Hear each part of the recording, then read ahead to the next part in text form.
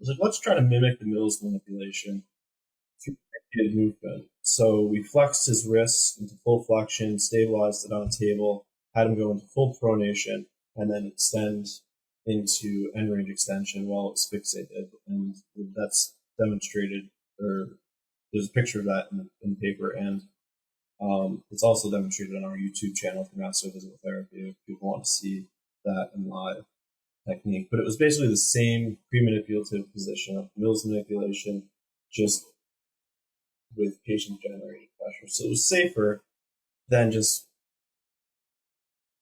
going after a manipulation, hoping it yields a positive outcome. And yeah. And I'm going to put the video on the show notes so people can check that out. So you take a look at the notes. Yeah. Cool. Perfect.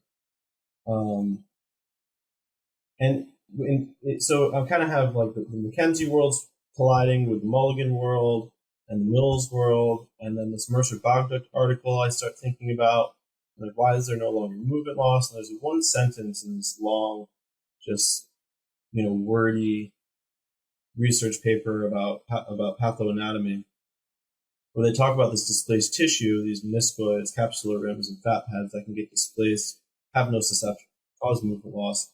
And they talk about it getting displaced outside of the joint space.